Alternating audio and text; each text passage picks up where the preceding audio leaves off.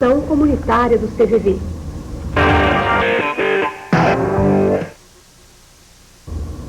Só em São Paulo, no Hospital das Clínicas, no ano passado, a média mensal de pacientes que tentaram se matar foi de 30 pessoas internadas.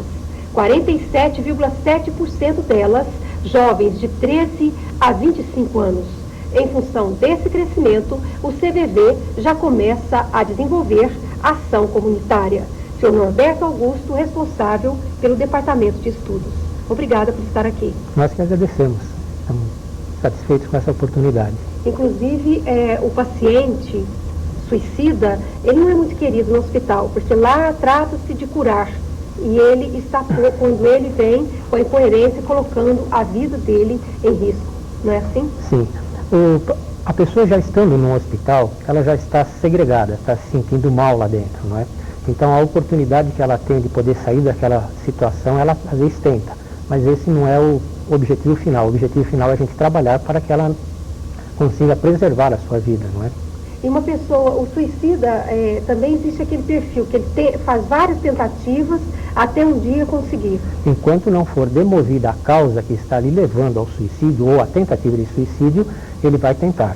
Demover a causa é o seguinte, é você procurar na raiz dela, aonde está escondido o problema. Normalmente as emoções que estão muito arraigadas de muito tempo, ela vem se acumulando de tal maneira que se cria uma ambivalência dentro da pessoa, ambos valores.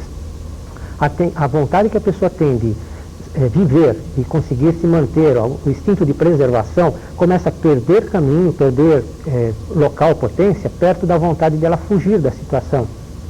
A vontade dela sair daquela situação angustiada que ela se encontra. Então, quando essa vontade de morrer sobrepõe a vontade de viver, cria o ato, né, suicida. E se vier um fator desencadeante, aí que pode propiciar a tentativa de suicídio. Cita um exemplo. Antes do exemplo, veja bem, a pessoa que está vivenciando ao longo de muito tempo uma angústia, uma pressão, a pressão, o estresse da sociedade, ou ela tem algum preconceito, ela está sendo segregada de alguma maneira, aquilo lá não vai acumulando dentro dela, não vai, ela de si mesmo que ela não pronuncie, ela vai pensando, poxa, um dia ainda saio dessa situação, um dia ainda me mato, um dia eu faço isso, um dia eu vou estar numa situação melhor. Apareceu uma situação tal, acontece aquele caso e ela acaba pondo fim na vida, ou tentando contra a sua vida. E essa situação é de um extremo sofrimento. A pessoa sua, ela está sofrendo, o seu estômago, né, aquela dor, vamos dizer assim, aquela insatisfação interna é muito grande. Então é um estado de muito sofrimento. Exemplos, nós temos uma série deles, na verdade, as pessoas que vão acumulando uma tensão e daqui a pouco faz um ato assim extemporâneo, né, que acaba ou prejudicando a si ou às vezes outras pessoas. Existem muitas procuras por doenças, por exemplo, a pessoa está doente, está contaminada por vírus do HIV e liga no CVV desesperado, tentando se matar? Sim, eu não diria que há muitas porque nós não fazemos estatísticas, porém veja um caso. Uma pessoa que vai fazer o exame e constata que ela está com aquele vírus, como que ela está por dentro? Poxa, daquele dia em diante, mudou algo na sua vida. Como é que eu vou comunicar isso a outra pessoa? Os meus amigos vão me aceitar? Não começa uma série de preconceitos? Puxa, será que agora eu vou contaminar os outros? E a minha família? Com ela mesma. Exatamente. E sempre ela não externa, não coloca para fora para uma pessoa. Exato. Ela fica conflitando com ela sempre mesma. O conflito é interno. Sempre é um trabalho muito grande interno. Por isso que o nosso trabalho do CVV Samaritanos é trabalhar dentro da pessoa, procurar dentro dela para que ela possa pôr para fora, emergir aquele sentimento, aquelas emoções. Então essa pessoa que constatou que ela está com o vírus e que ela não sabe o que fazer, daquele momento em diante sua vida mudou. Seus amigos, ela não vai olhar com cisma. Será que eles continuam sendo meus amigos? As pessoas vão me olhar sem preconceito? Então a vida dela mudou. Vamos dizer, perdeu uma certa participação na sociedade. Não que ela perdeu, mas ela se sente assim. Então aquilo lá que é um trabalho que ela tem que vamos dizer, fazer internamente para poder ser reaceita de novo. Ela primeiro consigo mesmo e depois perante o meio que ela está envolvida. O senhor, inclusive, está desenvolvendo um trabalho na Casa do Caminho. Sim. A gente desenvolve, são vários grupos, né? Um grupo nosso desenvolve um trabalho já há mais de um ano, né, na Casa do Caminho, com as pessoas que queiram participar, que a nossa reunião é aberta, né? A gente fica disponível lá e aquelas pessoas que estão querendo participar, conversar, discutir em grupo, a gente faz. E normalmente vem bastante pessoas. E como que é o trabalho? O trabalho é assim, nós colocamos à disposição, colocamos às vezes algum tema, né? E colocamos à disposição para a gente conversar abertamente aquilo. E também vão outros voluntários juntos, para aqueles que quiserem conversar confidencialmente, saem, né, do grupo, né? E conversam em paralelo. Porque às vezes a pessoa não gosta de conversar no grupo. Eu não vou relatar o que eles colocam no grupo, né? Mas são assuntos sérios, profundos. E o que a gente notou ao longo do tempo é que o convívio social entre eles melhorou. Porque entre eles, antes, havia uma certa tipo animosidade. Um grupinho ficava, sabe, separado do outro. E quando nós começamos... Eu falo entre os internos lá da Casa do Caminho. Isso. A Casa do Caminho trabalha com pessoas com dependentes químicos e com pessoas contaminadas pelo vírus do HIV. Isso. Então, às vezes, entre eles mesmo havia desentendimentos, porque um não conhecendo o outro acaba sendo, às vezes, inimigo. E quando você coloca num círculo, a pessoa se expõe, se abre e fala, puxa, estou vivendo isso por causa disso, disso. Né? Várias situações que eu não vou relatar, né? E o outro começa a ver e fala, puxa vida, caramba, eu tenho um problema semelhante. Então acaba havendo vamos dizer assim, uma sintonia, uma familiaridade melhor entre as pessoas. E quebra-se um monte de vínculos, de separações, e acabou fazendo uma família mais unida. Qual que é a angústia maior colocada pela pessoa que está com o vírus HIV? A angústia dela é pensar na possibilidade da morte ou é não saber lidar com a doença em si? Que nem eu te digo, eu não tenho estatística, mas... Não, pelo que o senhor tem ouvido os relatos. Olha, lá. Uma grande dificuldade é o preconceito, certo? A pessoa se sentir separada do resto, entende? Então, a dificuldade de emprego, dificuldade de relacionamento, dificuldade com a família, tudo mais. Esse é um dos maiores. Depois ela começa a sentir o peso de que aquilo lá vai levar, né? O sofrimento que vem aquilo lá até chegar na morte, né? Então, isso pesa bastante também. Existe algum caso de suicídio pelo vírus do HIV em Uberaba? Não tenho. O senhor não tem conhecimento? Não tenho conhecimento. Além da Casa do Caminho, qual outro apoio ou ação, já que nós estamos falando da ação comunitária do CVV, qual outro trabalho que ele vem realizando? Olha, o CVV, ele está aqui no Brasil há 40 anos. Que nem os Samaritanos foi fundado em Londres em 1952 pelo reverendo Che Guevara. Tá? Em 62 foi fundado aqui no Brasil por um jovem chamado Jacques Conchon. E de 62 para cá, nesses 40 anos, nós passamos por várias fases. Só que nós estávamos muito trabalhando internamente, com melhoria do voluntário, melhoria do atendimento, uma série de aspectos. Então o voluntário ficava muito escondido. Então a partir de agora, de uns poucos anos para cá, o CVV está abrindo as portas, indo para a comunidade, porque está vendo que a nossa proposta de vida é muito boa para todo mundo. Então essa proposta de vida nós estamos levando em todos os lugares. Então nas empresas nós estamos levando nos comitês internos de prevenção de acidentes, né, que é a CIPA, nós levamos palestras, conversamos com a pessoa, porque, veja bem, o que é um ato inseguro e uma condição insegura? Um ato inseguro, uma pessoa que às vezes está na casa dela com um monte de conflitos, problemas financeiros, sociais e tudo mais, ele vai para o serviço, imagina uma pessoa que está indo para o serviço com preocupação com a mãe, com o filho doente, sem dinheiro, sem aquilo lá tudo. Ele não está criando uma possível condição insegura para ter um acidente?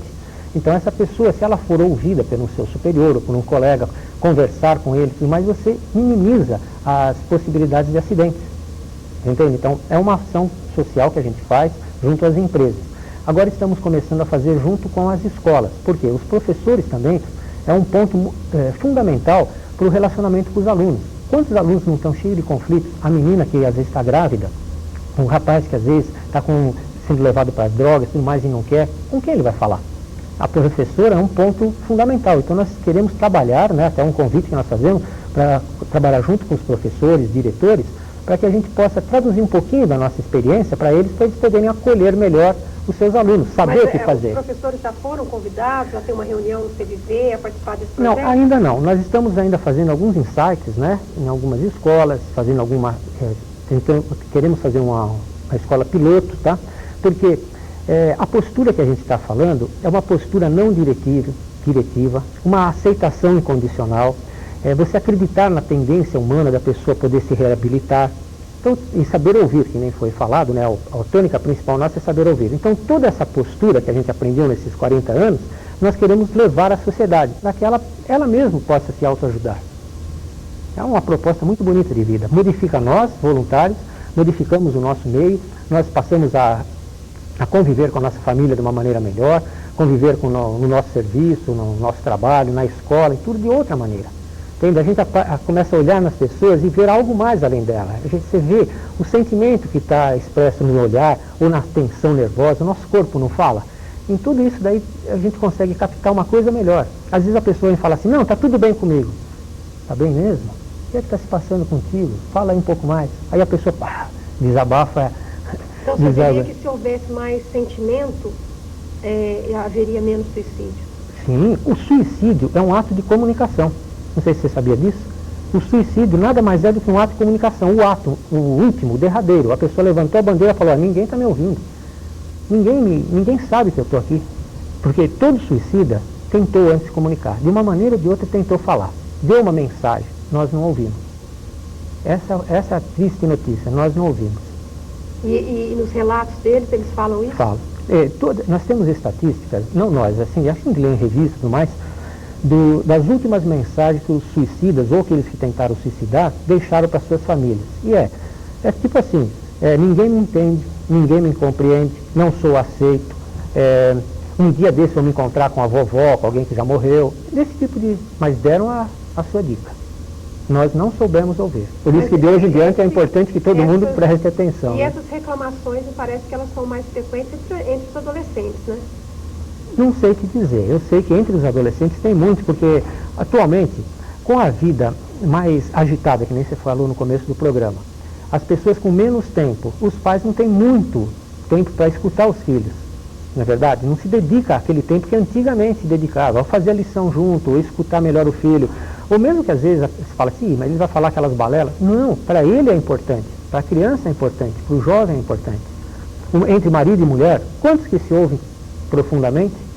Ou fica simplesmente cada vez se afastando mais? Então essa arte de ouvir é um ouvir ativo, não é um ouvir passivo, indiferente. Não, ouvir com atenção, procurando entender, compreender o que está se passando na outra pessoa. Não escutar palavras. Então, pelo que o senhor disse, de frente da gravidade do problema, que é o suicídio, é preciso que haja uma reflexão para melhorar o relacionamento com as pessoas. Exatamente. Se tiver um melhor relacionamento, se a pessoa puder falar mais clara, abertamente, sem preconceito, sem podas, sem nenhuma coisa que lhe dificulte a manifestar o seu sentimento tal qual é, o que acontece? A pessoa vai se sentindo mais à vontade. Que nem você falou outro exemplo de trabalhos comunitários, né? Não aqui nessa cidade, mas em Araraquara, que nós viemos de outro posto lá de São Paulo, nós desenvolvemos um trabalho comunitário na penitenciária, sabe? Então a gente ia lá com os detentos,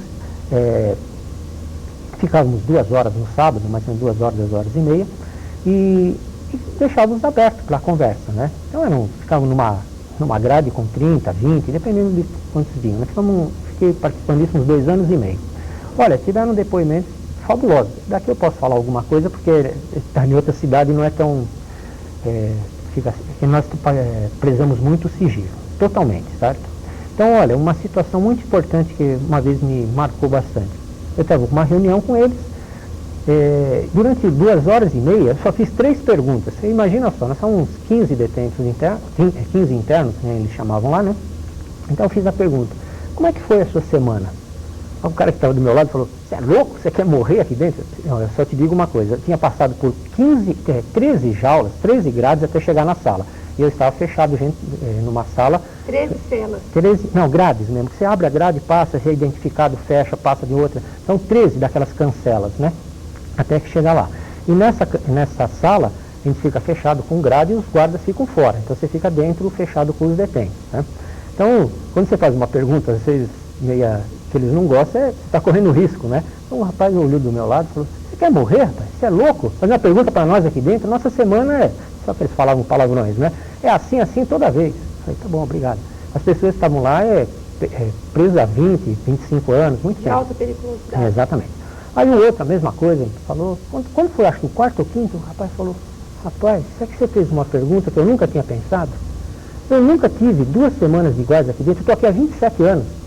Sempre eu li um livro novo, sempre conversei com uma pessoa nova, tal. Daí em diante a conversa mudou de figura. Olha, eu estava entre detentes, pessoas que são alta periculosidade, que nem você falou, né?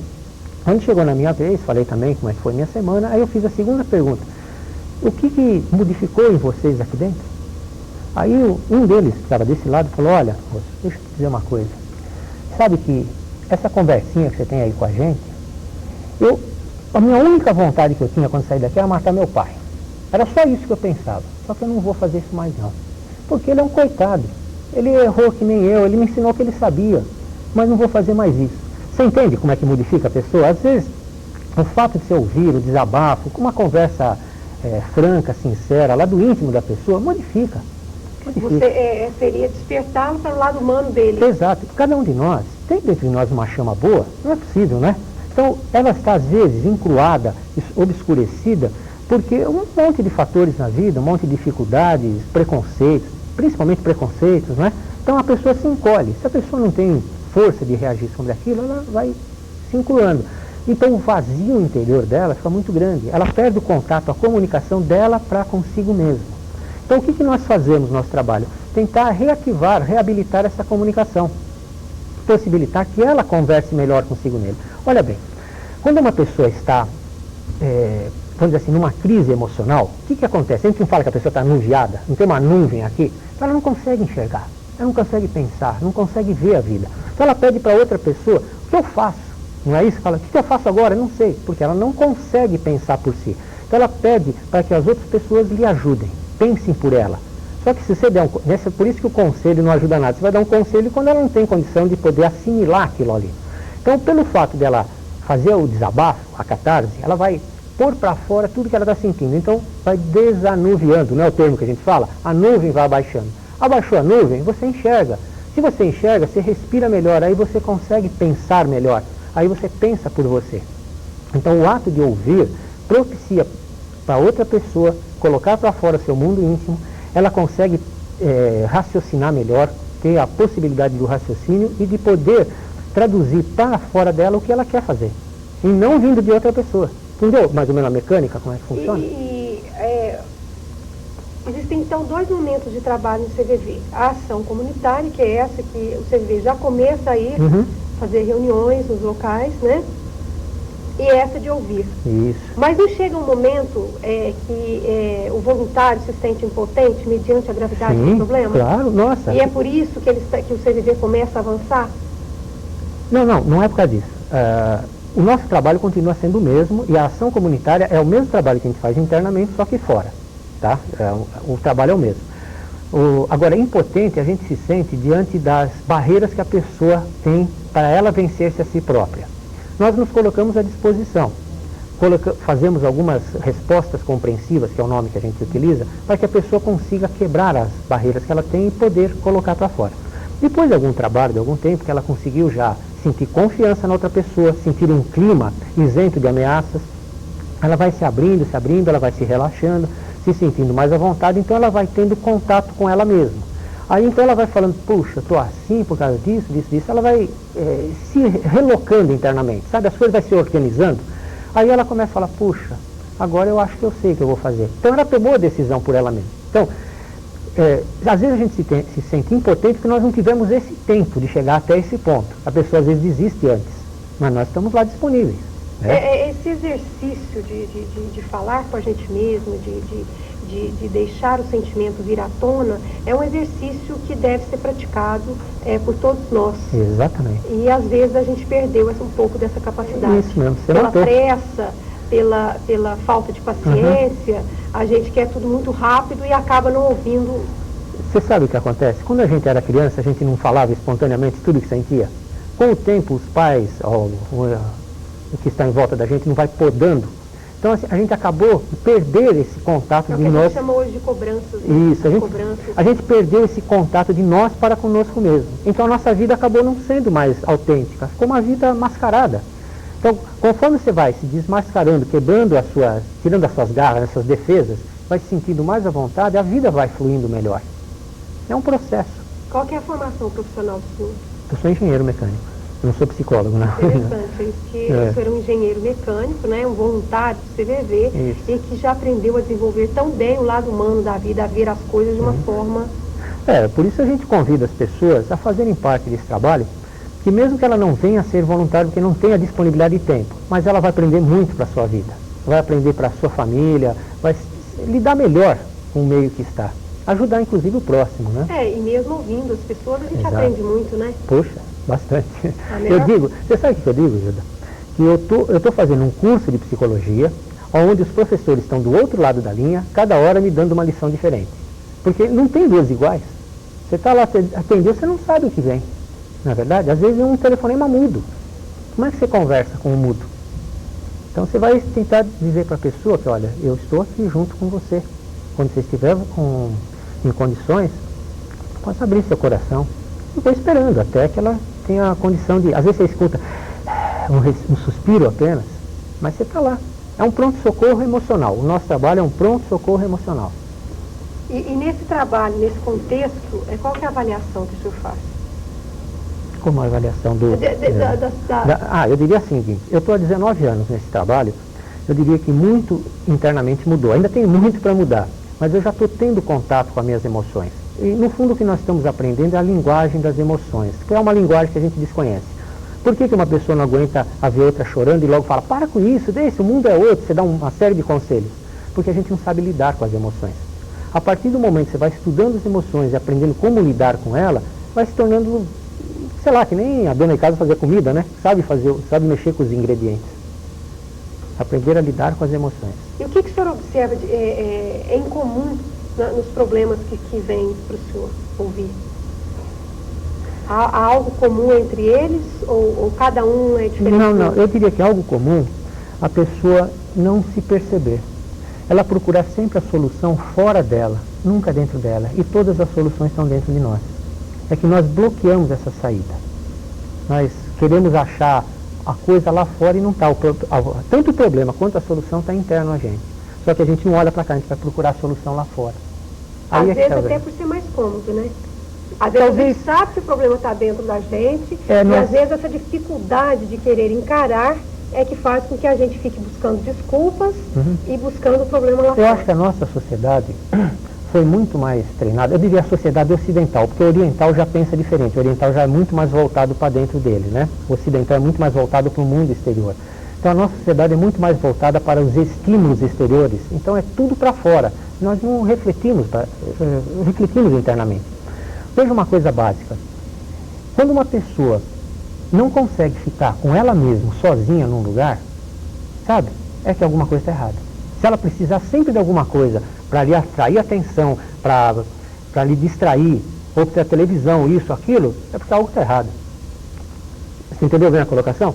Se eu, por exemplo, se eu estou sozinho num quarto, lugar, e estou me sentindo bem com aquilo lá, estou equilibrado, então estou bem, não é? Ou pelo menos é um bom indício de que eu estou bem, né? Então, e o que é a solidão? Solidão não é estar sozinho. Um vazio interior, não é a solidão. Disse isso aí. Isso. Não, você está solitário, né? Você está sozinho é uma coisa. Solidão é um vazio interior. A pessoa perdeu esse contato com ela mesma. Então ela está procurando um estímulo fora dela. Ela esqueceu que dentro dela existe um potencial enorme. Porque muitas vezes nós estamos cheios de gente em volta e estamos sozinhos. Exatamente. Porque você não está se comunicando. Se nós reativarmos a comunicação de nós para conosco mesmo, olha, o pensar, sentir e o agir, né? Melhorar esta comunicação, o resto se torna fácil. O que é difícil é que eu vou me comunicar com os outros e eu não me comunico bem comigo mesmo. E sabendo que o senhor é um engenheiro técnico, né? Mecânico. Engenheiro mecânico. E que está tão desenvolto nessa questão emocional, fala dominando tão bem o lado humano e emocional das pessoas. O que fez o senhor? Não foi, o senhor disse agora mesmo que ouvir fez o senhor aprender muito, mas deve ter havido mais alguma... Não, Gilda, eu diria o seguinte, eu acho que é um processo contínuo. Eu diria que toda vez que eu dou um tempo exato para cada coisa, eu cometo menos erros, menos enganos. No começo, quando a gente estava no início do trabalho, a gente quer muito aconselhar. Por quê? Você quer resolver o problema do outro. A pessoa te liga, e você quer fazer alguma coisa. Mas quando eu estou resolvendo o problema dela, eu estou ajudando ela? Não, porque o problema é uma situação. Agora, como ela está reagindo frente àquela situação, que é as emoções dela, eu não estou mexendo. Então, quando eu começo a sair do problema e começo a procurar a pessoa, como é que você está se sentindo? Ah, eu estou me sentindo assim, assim, assim, estou me sentindo incapaz, impotente, tal, tal, tal. Poxa, você está se sentindo impotente? Fale-me mais sobre isso. Então, ela vai falar da impotência dela diante daquela situação, das coisas da família dela, tudo mais. Ela vai chegando no ponto. Quando ela chegou no ponto, se a gente conseguir chegar até nisso, né, que nem sempre nós temos habilidade para chegar até lá. Quando ela conseguiu chegar aqui, ela mesma fala, puxa, obrigado, ela te agradece e fala, mas eu não fiz nada. Você entende? Você trabalhou, andou junto com ela. Então, dentro desse contexto, o CVV, então, não pode ser rotulado ou visto, né, de pessoas, de voluntários que atendem apenas, acho que eu não estou colocando bem a minha pergunta. O CVV, ele está apto a não atender apenas as pessoas desesperadas. Não. Também as pessoas com qualquer dificuldade. Qualquer coisa. Hoje, eu costumo dizer que cada dia a gente tem que abater 1 ou 2 ou 3 leões para sobreviver. Então, nessa hora, o CVV pode também apoiar. Sim. A pessoa pode nos ligar tanto por uma emoção de alegria como de tristeza. É que normalmente são muito mais as tristezas do que as alegrias, né? Ninguém liga, pô, ganhei na loteria, né? É raro isso, mas também. Porque é uma emoção. A gente pensa que na medida que o tempo passa, a ideia de ilusão que a gente tem quando está na adolescência, a gente imagina que à medida que o tempo passa, os problemas diminuem. Só que os problemas vão só aumentando, né? A gente sonha com a possibilidade de não ter nenhum problema. E às vezes é onde a gente não está preparado para os problemas. Isso daí. Se nós pudermos trabalhar os nossos filhos, os nossos amigos, para poderem saber lidar com as emoções, olha, emoção quer dizer móvel de ação. Então ela agita a ação, ela aciona a ação. Então as ações serão mais equilibradas, vamos dizer assim. Então o nosso problemático é entender as ações, as emoções. Conhecendo qual a emoção, o sentimento que está te disparando o processo de você fazer aquilo, pronto. Aí está a resposta. Já aconteceu do CVV, de algum voluntário atender uma pessoa que quer tomar uma decisão e não sabe exatamente por onde? Normalmente. A pessoa liga desesperada. O que eu faço? O que eu faço? Sempre que pergunta, a pessoa volta para a ação. O que eu fazer? E nós voltamos para a pessoa. O que você sente a respeito disso? Você está se sentindo como? Nós trabalhamos de acordo com cada situação, né? Mas a gente volta sempre para o sentimento. Uma vez que a pessoa identificou o que eu estou sentindo, puxa, eu estou sentindo uma raiva lascada da minha mãe, né? Por exemplo, fala, bom, tudo bem, mas só que ela é minha mãe. Aí começa o conflito entre o sentir e pensar, só que é minha mãe, mas eu estou sentindo raiva dela, como é que eu faço? Então a gente vai trabalhando isso para ele entrar no acordo. Olha, Mar, deixa eu te dar um exemplo. Uma vez num curso mesmo, também lá em Araraquara, nós estamos acho que no estágio, 3º ou 4º estágio, que nós temos vivências, né, que a Nair falou, de treinamento. Então, um dos treinamentos chama vida plena, a gente viver plenamente um sentimento. Então, jogamos um papelzinho lá no chão, cada um achou um lá que foi homem não chora. Não é um preconceito, homem não chora. Então, passou para uma pessoa, para outro, cada um foi falando o que sentia daquilo, mas chegou numa pessoa lá, um menino, não falou nada, chorou, mas chorou que o mundo respeitou, ficou esperando a vez dele, né? Depois dele ter chorado bastante tempo, você viu que ele jogou fora o negócio? Ele olhou para nós e falou assim, 10 anos que a minha mãe morreu e falaram que homem não chora. Eu não aguentava mais, estava aqui. Outro dia ainda tive uma discussão numa mesa, uma conversa, né? Uma discussão saudável de que eu dizendo que a cultura do homem é machista. Só que as pessoas não estavam entendendo a minha colocação. É por essas e outras que eu digo que a cultura do homem é machista, porque eles ensinam. E a gente paga um preço muito alto por isso, né? Muito obrigada pela sua participação. Agradeço. E ninguém está totalmente sozinho que não possa ouvir, pelo menos, o gorjear dos pássaros, ou quem sabe, o barulho da chuva. Seja feliz, bons sonhos e até a próxima.